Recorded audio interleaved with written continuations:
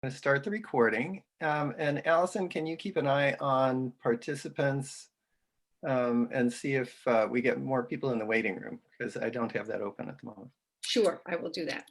So hi, everyone. You're here for making history, civics, and social science accessible to all learners using primary sources and disability history. And I'm Rich Cairn. I'm the director of the Emerging America program. And I'm Allison Noyes. I came to Emerging America after working decades with international students, and immediately after working with the Creative Classrooms program, which brought teaching artists into teachers' classrooms to develop accessibility methods of teaching that makes teaching more dynamic and engaging for all learners. And so I'm really excited about this work and delighted to be presenting this with Rich today. Our project is called Accessing Inquiry, and our work is to support good teaching of all learners. We have a whole bunch of partners that we work together with to build strategies of success for teachers. And I will add at this point that we're going to email you all the slides at the end of the presentation, so you don't have to necessarily write everything down. Like if you want to go check and see who it is we're working with, you can do that later. So during this session, we're going to learn some history, which is always fun. We're also going to show some tools to make primary sources accessible. And given the world we live in right now, we're going to particularly think about tools that you guys can use teaching online. Clearly, we're going to be doing that, at least hybrid, for a while yet. Then Allison is going to talk about strategies to make history and social science accessible. And we'll share some resources with you at the end of the presentation. And again, we'll email the slides to you. So during this presentation, we aim to model strategies and tools that support students with disabilities, students in special education, students on 504 plans, students who have special needs but aren't necessarily labeled as such. And research clearly shows that the kinds of things we're talking about, universal design for learning application, really works for all learners, benefits all learners. This slide is from the Massachusetts History and Social Science framework. So the Massachusetts folks in the group will recognize it. But the point that it makes is that we're talking about teaching content, of course. But we're also talking about teaching what in Massachusetts we call standards for history and social science practice, which is really inquiry practice. So inquiry, content, and then thinking about literacy. And that's something that all teachers have had to focus on more and more. And so, for example, being able to make and support claims using primary sources and other evidence.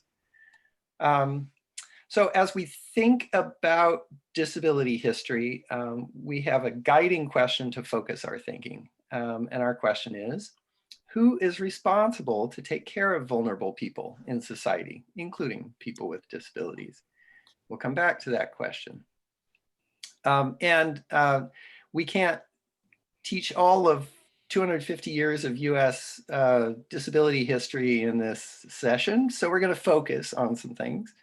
And our emphasis is on, we know that you're not necessarily going to be able to teach units on this material, so you're going to most often have to integrate it within existing state standards, and the content standards really are similar across the country. So the 4 points that we're going to touch on, there's others that you could teach and look at, but we're going to focus on 4. Antebellum reformers, the impacts of the American Civil War, looking at the progressive era, and then post-World War II, looking at movements for civil rights by all sorts of folks. So the first primary source we're going to take a look at And we encourage all of you to open up your chat windows, and we'll be keeping an eye on that as well. I got to reopen mine. Okay, great. When you first look at this primary source, you're seeing the top half of a page. What do you notice? What is this? You know it's a piece of music. Some of your students wouldn't recognize that that's what it is. Sheet music. You know, what do you notice about the writing on it? There's that kind of flourishy writing up at the top of the page. There's musical notation. There's lyrics down at the bottom. And it says that it was printed and sold in Boston. So these are all things that students could dig out, and you could, given time, you could have them, you know, coax it out of them. Just starting with just what you observe. You'll notice there's also, this was a piece of music somebody actually used, because there's notations written on it in pencil, it looks like. So we're gonna look at the lyrics of this song, which was published, we see, in 1798 in Boston. And I'm wondering, Allison, would you be willing to read the first verse and the chorus for us? Of course. The poor blind girl, though tender and young, since my eyesight is gone, my parents I've lost to increase my sad moan. Barefooted, alas, through the streets I must go to ask a hard world some relief from my woe. My story would soften the heart of a churl. Oh, pity a poor blind girl, a poor blind girl. Oh, pity a poor blind girl. All right, thank you. Let's all give her a hand. That's how deaf people applaud often. And I'm going to interject that we are going to invite one another to read as we present, partly to model getting more voices in your classroom when you're teaching, as ways to keep your students engaged and to vary the input. And give them practice. Speaking in public, reading in public is a key set of skills. So what do you notice about the song? Like, what kind of a song is it? And I'm kind of, you know, jumping right through this. I'm not giving you guys as much time because we're going to move on to some other primary sources, but think about it. Well, it's a tearjerker. It's all about emotions. And what's actually going on is that there's a girl who is blind. She's lost her parents, and therefore she's begging on the streets. So think about, okay, what questions do you have about this? And again, you're welcome to put things up in the chat. We're not necessarily going to pause to look at all those, but question you might have is, you know, who bought this stuff? Under what circumstances would you play this? I mean, you know, they didn't have iTunes, so this is kind of pop music of the day. You know, what's this about? Someone noticed it's not first person language, it's talking about her. Part of what I wonder when I look at it and I read the text is, well, okay, they're saying she's on the streets begging. Is that because she's blind, because she's an orphan, or both? And what would have happened to her if she was still living with her parents? What did happen to people with disabilities in the turn of the 19th century? So this particular, to go find out more about some of these kinds of things, you can always go to, this one's from the Library of Congress. You could go to the page on it, that's the catalog page, and find out what they say about it, and you'd learn a little bit more. This was printed by a music company that sold pianos, so probably they wanted you to both buy the piano and it's like buying the computer and then selling you the iTunes service. They wanted to do both. It was a commercial venture. You can find out more by looking at some secondary sources. I want to encourage you all to check out the Disability History Museum. It's a fully digital museum that's quite good. And in this case, there's a really excellent article about poor relief and the almshouses. And basically what it's saying, to summarize, is that in the 18th century and before, If you lived in a family that could take care of you, you were probably going to be fine. Farms had work for most people with disabilities. Most people were on farms. But if you were poor, then where you might often end up was in an almshouse. And we're going to take a look at some of those later, but they varied a lot. Some communities took care of people and their almshouses were okay. Some were terrible places. Most of the people actually even died in some of them. So here's the sketch of the tool that we've been using. Many of you will be familiar with this. It's from the Library of Congress, Observe, Reflect, Question, Investigate tool. And so we started with observations, then we thought about, well, what is this thing? And then I prompt questions from you. A parenthetical note, a great way to teach students to ask questions is the question formulation technique from the Right Question Institute. There's a link to it there, but you can also just Google Right Question Institute. That's a whole other workshop and a great one. So go check it out, check out their videos.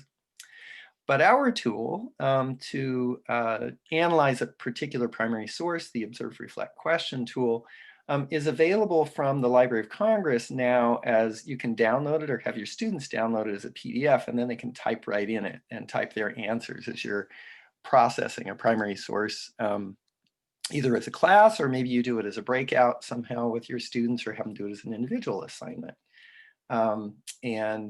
So pass that along to you. Okay, now we're going to use another tool for analyzing primary sources. And this time I really do want you to post in the chat window. We're going to take a look at 3 objects, and I want you to post in the chat window what you think these things are. And then also, what would you want to know more about as you look at them in order to figure out what they are? So look at these. What are these things? What do you see here? Okay, corn cob holders. So holders, they look like handles. They're kind of shaped.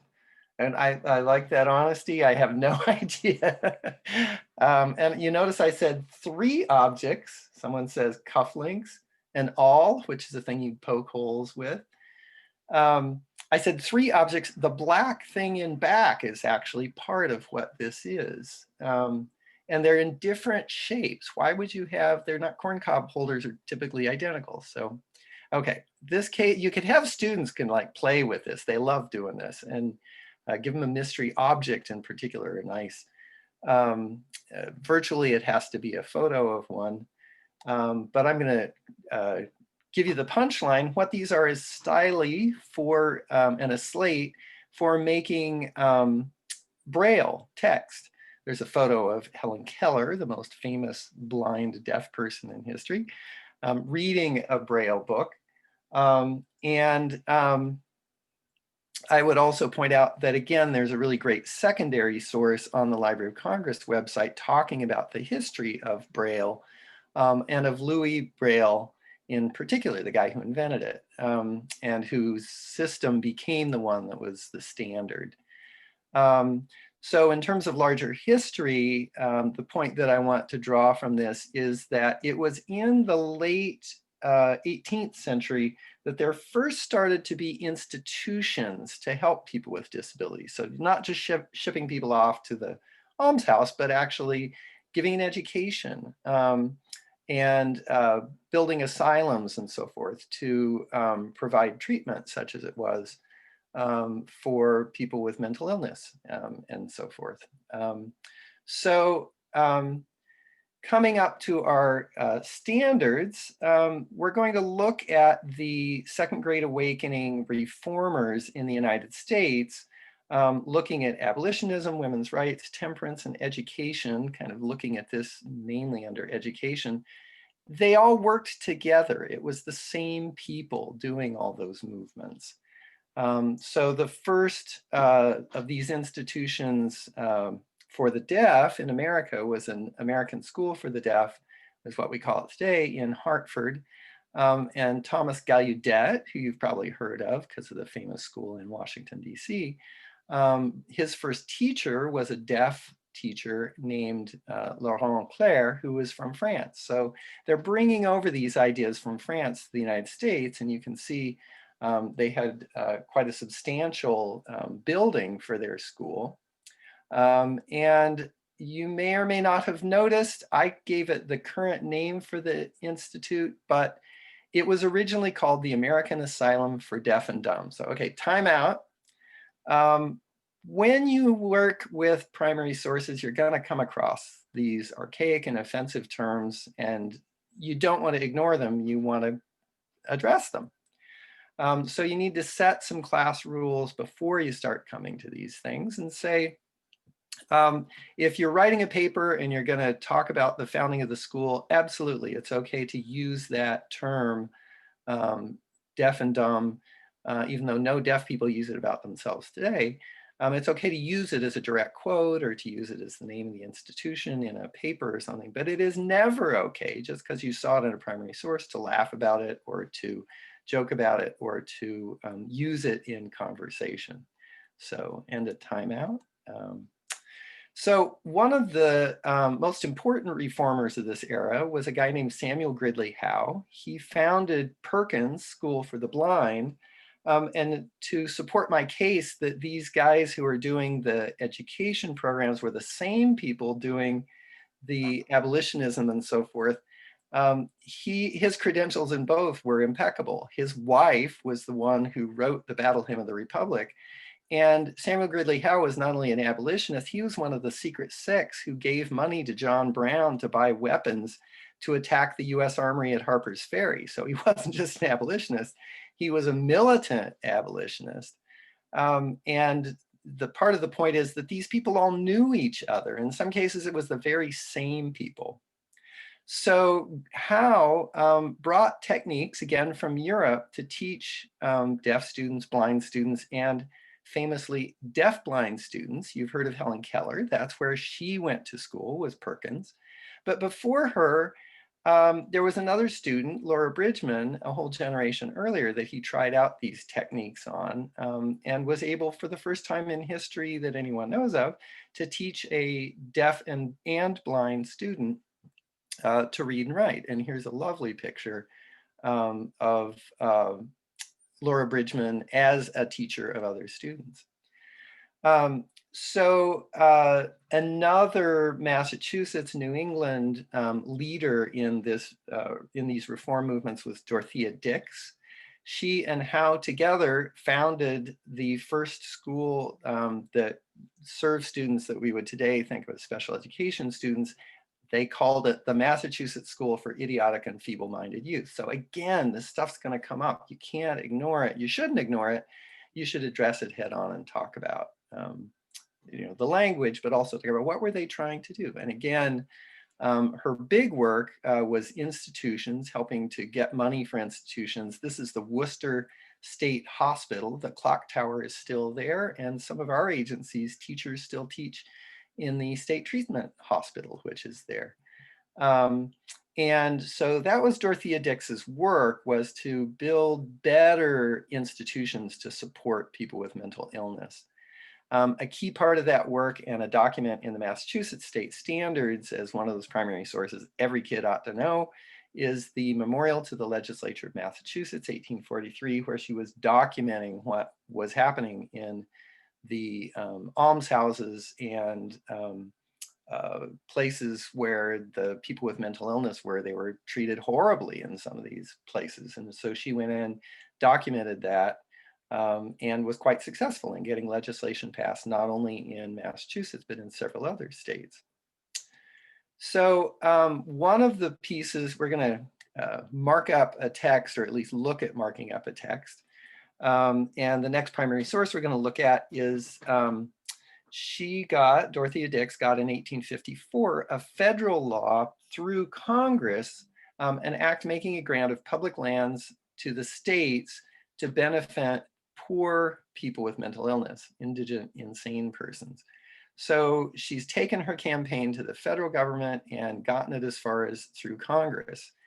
But Franklin Pierce vetoed that bill, to her great shock, in 1854. And So this is just a short excerpt from his veto, which is a great document to give to students to take apart. For one thing, just looking at a veto, it's a thing we talk about, but what does one actually say? And so he's saying it's not constitutional. I'm vetoing it because I don't think it's constitutional.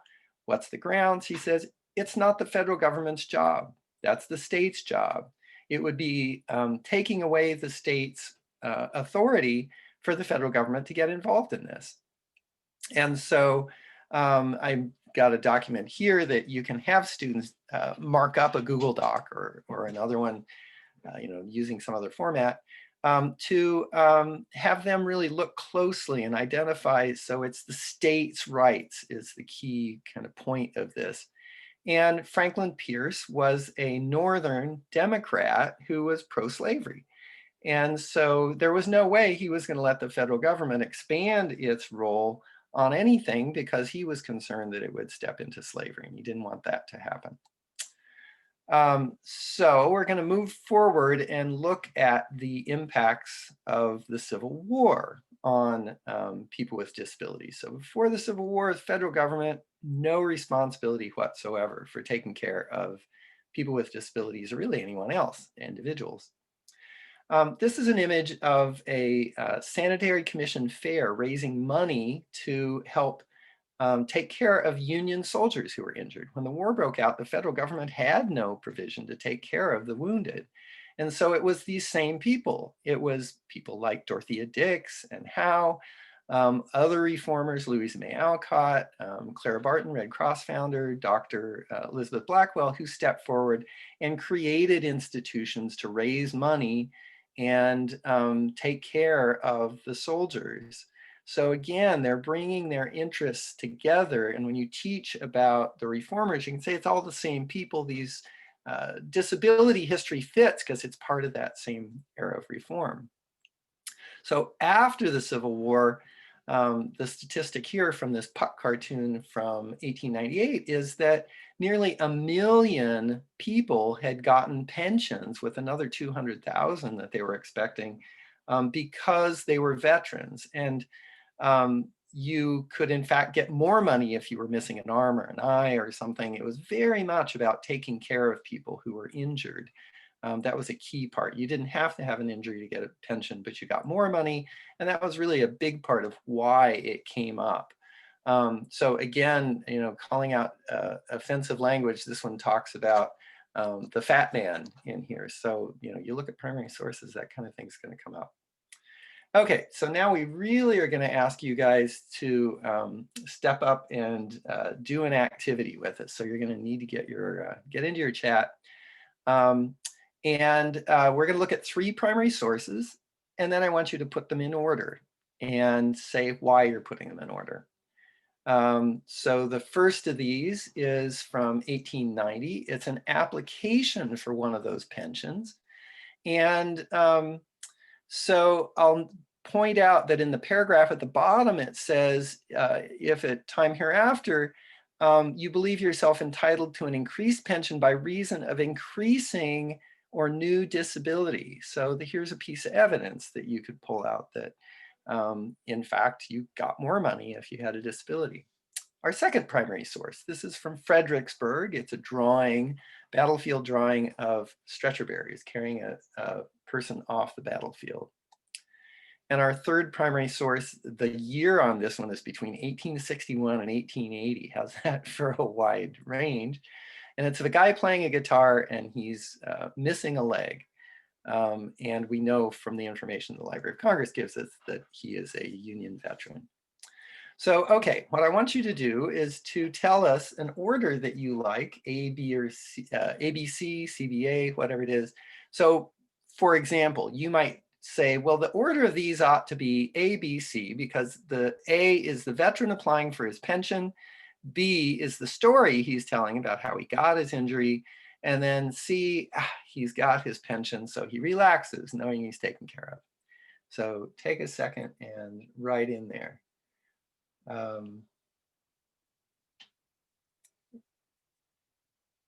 Okay, BCA, BAC, why would you argue for either one of those?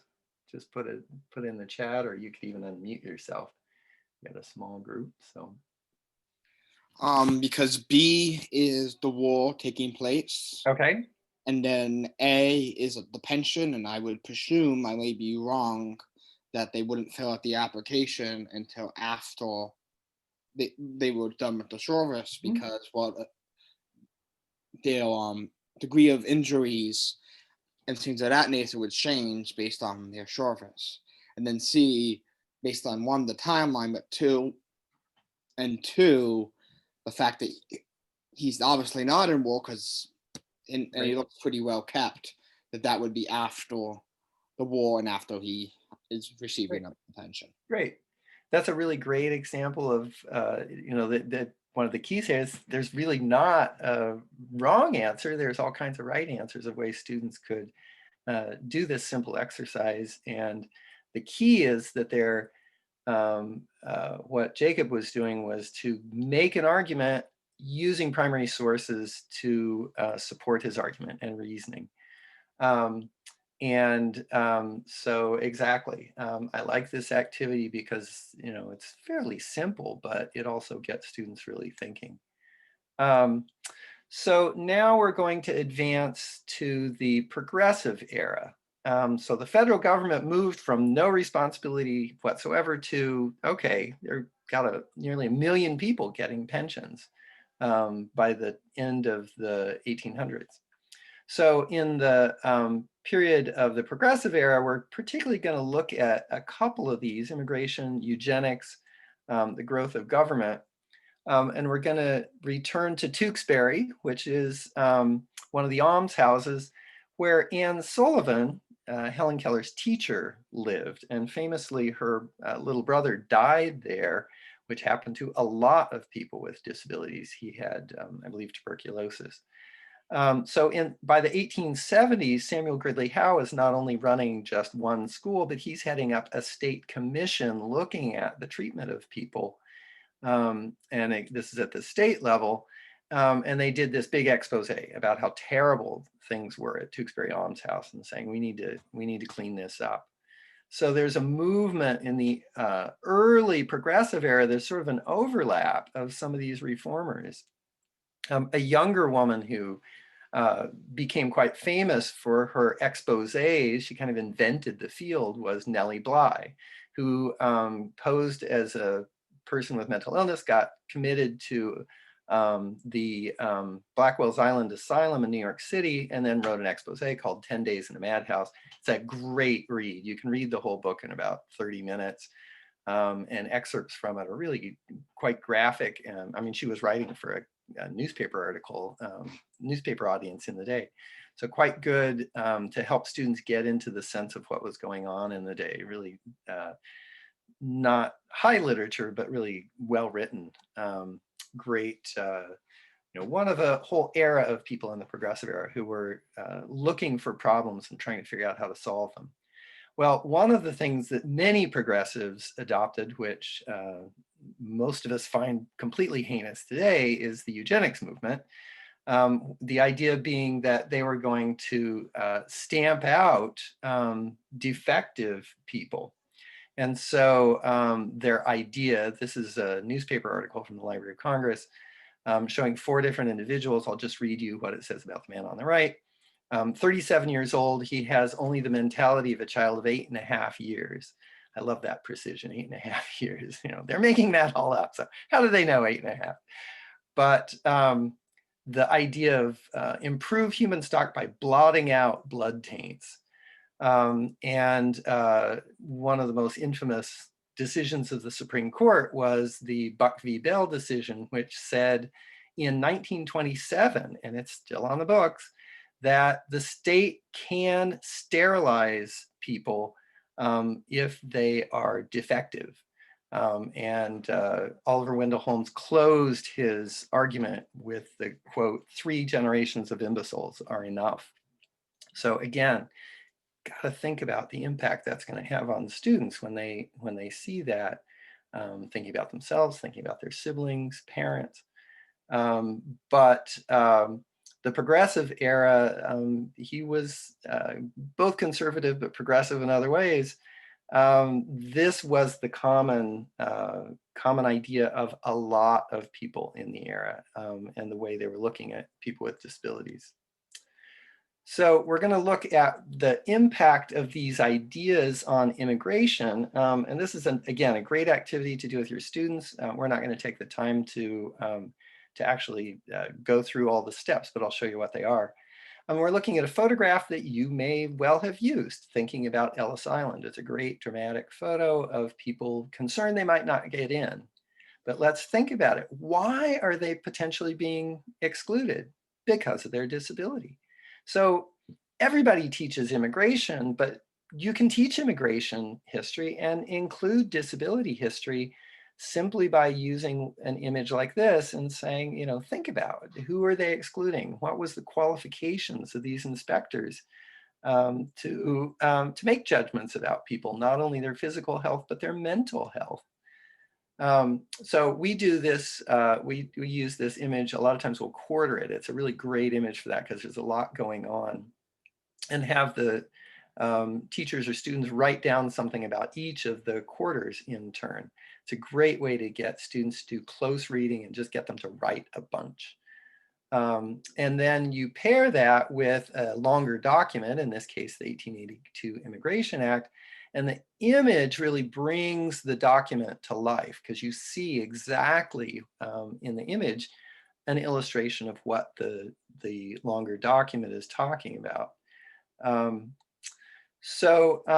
we're going to jump ahead again, this time till after World War II, at which point the people with disabilities began to emerge as one of the civil rights movements of the period. So by 1972, this image from the fabulous film Crip Camp, which is on Netflix, shows Judy Heumann with a bullhorn in the middle of an intersection in New York City, staging a sit-in to demand access and enforcement of the 504 Act, I believe is what they were campaigning for. And one of the things I would point out, besides the fact that people with disabilities are beginning to use these tools of mass protest, is that this is a pan-disability movement. For the very first time in history, deaf people, people with recovering from, or who'd recovered from polio, blind people, people with spinal cord injuries, people with cerebral palsy, we're all working together to work towards a common goal of care for all people, especially people with disabilities. And so that work culminated in 1990 with the Americans with Disabilities Act, here being signed by George W. Bush, who was quite enthusiastic about it. It was a very bipartisan bill, kind of hard to imagine today, but it was. And two prominent disability rights activists with him. The Americans with Disabilities Act focused largely on employment, which is the first thing mentioned, preventing discrimination in employment. But it also looked at public accommodations, things like movie theaters and restaurants, and transportation, telecommunications, which is even more important now than it was in 1990. And it defined a person who has a disability as someone who has an impairment that limits not only their employment, but major life activities. So that includes education, bearing children, being a community volunteer. And so it really broadened the idea of what we need to do as society to help take care of people. It's no longer just pensions for veterans, but it's everybody. Another great way to get students into these stories, the Library of Congress has a collection of Veterans History Project oral histories. There's transcripts of some of them. There's tapes of many, many hundreds. And they pulled out a set that are veterans with disabilities. This man in particular was a disability rights activist. And he talks about, I accept the responsibility for advocating for those who can't advocate for themselves because I've paid the price as a veteran. He was injured in battle. and I have that right. Great story. You could turn students loose on his oral history and they could dig out what they think he's about, what he's saying, what the work he was doing. Great research project. So to return to our question, who's responsible for taking care of vulnerable people in society, including people with disabilities? So one, even what it means to have a disability has changed a lot over the decades and the centuries. And who's responsible has changed a lot. We saw a major shift for the federal government, a growing role, continuing to grow, but states as well. Things like not only building the institutions, but taking responsibility to make sure they're run well. So we jumped into disability history, but why do we even think disability history is important? If you believe people have no history worth mentioning, it's easy to believe they have no humanity worth defending. Prominent historian of African-American history, William Loren Katz. So we emphasize disability history in part because it's engaging to the learners to see themselves potentially in history. It gives us an opportunity to correct demeaning views, all those insulting terms and ideas and things. And to model putting primary sources in a context that makes sense to students. It also helps us correct the historical record. The Massachusetts standards added a number, state standards added a number on disability history in order to include that history. It empowers everyone to have that history included. And if that's not enough, Massachusetts and other states are beginning to say, well, you gotta teach it. It's now in the state standards. So thank you. I'm gonna pass things to Allison. And Allison, do you want me to stop sharing or do you want me to just advance the slides? Why don't you just advance the Good enough. slides? Move ahead. So go ahead, yes. I'm sorry if it seems like Rich is talking ventriloquist wise. I'm not sure whether my image is going to show, but you can look at Rich and listen to me. So I'm going to point out that primary sources are not just illustrations of history. They are great ways to offer accessibility to students whose strengths are varied in the classrooms. And having a set of primary sources, more than one primary source, is really a very valuable tool to offer multiple paths to engagement. So this is a set I put together very recently, drawing from the polio epidemics that happened in the early to mid 20th century. And I want to use them to illustrate what I mean. So if we can go to the next slide. Why are primary sources valuable for students, teaching students with disabilities? The things that we look for in teaching all students, but particularly students who may have barriers in the classroom, are met by primary sources. They make human stories vivid. Rich illustrated that before when he showed how a dry text would be illuminated by pairing it with an image. It can offer visual, narrative, tangible, audible, quantitative entry points. There may be people who really thrill to charts and graphs who aren't going to go with texts, but having alternatives to written words in history is particularly important. Offering students the raw material that historians use to create the history and pointing out that the narrative is not enshrined or handed down. It was created by people who made sense of documents and made a story, and that students can write that history and rewrite that history, critique that history, is really comes down to access to primary sources. And critically, it offers teachers the chance to select sources that connect history to students' own experience or remedy omissions. And Rich has just illustrated our case that we've selected primary sources to remedy omissions in your knowledge of the stories of the Progressive era or the Civil War era, to think about how central the story of people with disabilities was. You can do that with almost any topic using primary sources. Next slide. So here, one way that we can often do that is to make a connection between current reality and past reality with primary sources. Throw into the chat right here some of the points that you might think your students would connect to with this primary source.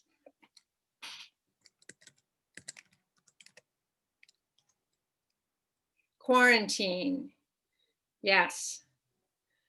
Panic. And families. On the top, there's a article that every parent should read and save, pandemic.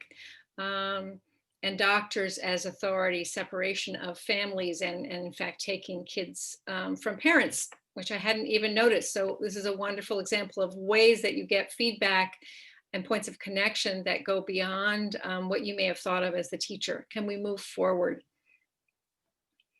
One of the things that's valuable when you work with students of varying levels is to select an excerpt that you can focus on so that everyone in the class, no matter their reading level, can access the key parts of the source. And you don't need a lot to get at an essence. Rich, would you read aloud to me from this excerpt? Yeah. If my child gets polio, what are his chances for recovery? Excellent. Roughly 1/2 of all diagnosed polio cases suffer no paralysis at all. Another 25% recover with only mild physical limitations. 15% are severely paralyzed and about 8% die. All right, no need to panic, anybody. So it's really one of the things that sometimes happens in classrooms with different reading levels is different kids get given different readings. And one of the tools that we really emphasize is making a selection and having everybody work together on the same reading. So you're not dividing up what people are learning about, but bringing people, the students in your class together. Can we move forward? In the primary source that I selected are cartoons. Cartoons can sometimes be text heavy and rely on a lot of background knowledge, but often they do more than one thing. They make things vivid. They demonstrate that images convey ideas and are really powerful across time. We more and more in our society, I think that's not even debatable, but in school, we most often have kids write.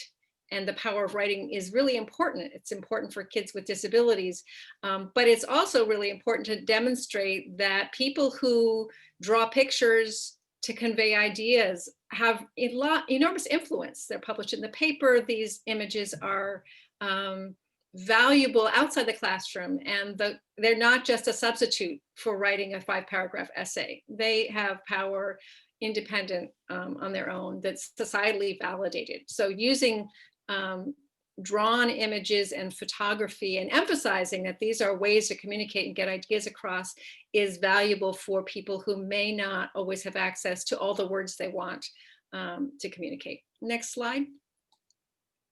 So as you think about designing lessons that use a primary source set, let's go forward and think about a variety of strategies you have. We have anchored a lot of our work with accessing inquiry around universal design for learning. This is a grid from the Council for the Social Studies that we like a lot. This happens to have been drawn from the history presentation, particularly the Civil War veterans that Rich talked about as he was presenting history to you. And as you develop a lesson, thinking as you're developing it, not after it's done, how you'll adapt it for students who might have needs in your classroom, but from the start, how many ways can you build in of presenting your information? So this has checklists, artifacts, pictures, graphic organizers. How many entry points can you give people to engage their student interest? How many ways can you give students to express their learning and to observe what students are struggling with and what they're capable of along the way in your formative assessment as well as summative assessments? And lastly, although this is not part of UDL, cultural considerations are important. In this case, we've talked about the cultural charge of language that talks about idiocy and feeble-mindedness, deaf and dumb and mute. But there may be, this does not limit itself to lessons that deal directly with disability. This is an important grid to think about for any topic, and there are points of cultural connection and points of cultural stigma and stigmatized language to be considered in lots of lessons that you want to look at ahead of time. Next slide. We really emphasize that as you think about vocabulary, narrow it down to the vocabulary that everybody should know, that you should teach up front before you start, and keep coming back to, and separating that from the vocabulary that may be very important to the lesson. The Sanitary Commission might be a valuable thing to do. So you want to make sure there's a glossary and easy ways to look it up so that people know how to use it, and when they forget what it means, they have access to it. But it's not necessary that you have all your students build that into their new vocabulary. And so making a distinction between the words that are critical for everyone to have and understand, and making sure you teach those, and making sure you support other vocabulary are parts of supporting an entire class, because you don't always know who's going to need that vocabulary. You may take for granted that people know some words that they don't. And that's particularly also important with the task. Rich asked you to put the 3 images in order. There are students who might not know, if you didn't give enough context for that, what order means. Do they assume it's necessarily chronological order? Rich sometimes jokes that people may think order a pizza, but making sure that people understand the words that define the task that you're asking, as well as the content words, are important for teaching a diverse group of students. Next slide. So here's an example that I put in for teachers who are teaching remotely. This is from History's Mysteries, a elementary social studies curriculum. And at the outset, there's a slide inviting students to identify the key vocabulary. And this is a lesson on freedom of speech. And the teachers identify 3 terms, just 3, that are the key words to learn for this particular lesson. Even though there are many, many words that could be taught, that kind of selection in advance is really helpful to making your lesson accessible. Next slide. So if you can click through ways that you can support vocabulary if you're in virtual and hybrid mode, you can use polls and quick Google Forms worksheets shared on the screen. You can share your screen with a shared document where students contribute examples. And you can also include glossaries in the graphic organizers for assignments that you might shoot out through Google Classroom, or use, so you might often have something where people are supposed to divide things into categories or make notes. Think about adding at the bottom or the side of that worksheet the main words that you expect people to use as a reference. Next slide. Practice together the close reading steps that Rich was talking about. You can use, again, if you're working remotely, a shared Google Doc. You can share your screen if you're using Zoom, and I believe also in Google Meet, for students themselves to directly highlight on the text using the markup tools on the whiteboard. So there are ways to practice the tasks that you are going to ask students to do to read something well, because mastering text is important for all students. And doing together as a class is a really powerful technique to modeling and showing how to isolate and home in on the key ideas in a difficult text. Next slide. Speaking of difficult texts, there are tools that are free. Rewordify.com is a website into which you can paste text, like the text in the veto that Rich was talking about, to get simplified language. There are lots of programs that will do that. Some are paid assistive technology programs that might do that automatically, but teaching students to access tools and use them themselves, but also using these tools as a teacher to make simplified versions of language to get at the meaning, are all accepted and valuable tools in history and social studies, even when you're looking at original documents. Next slide. I mentioned offering more than one way to show understanding. A way we use in our workshops is to ask teachers to make a cartoon that illustrates that sorting narrative that Rich had us all do. Draw a picture of the sequence of events that that in the Civil War that lead to the pensions or that make sense of a primary source. This is something you can do remotely. Some of these forms are ones you could shoot out to people, or most kids know how to draw a comic strip. And if we go to the next slide, another option is to encourage students to mark up a photograph.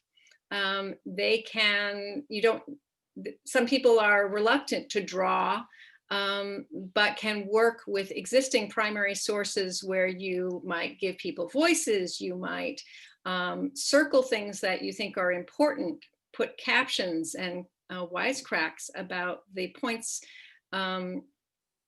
that you think are ironic or that you have learned from you reading your secondary sources or other primary sources are the backstory. And if you are in person, getting kids to act out a scene in a photograph can be a way to viscerally engage students in the understanding of their learning, which is remarkably powerful. And we do this with adults sometimes in our own workshops.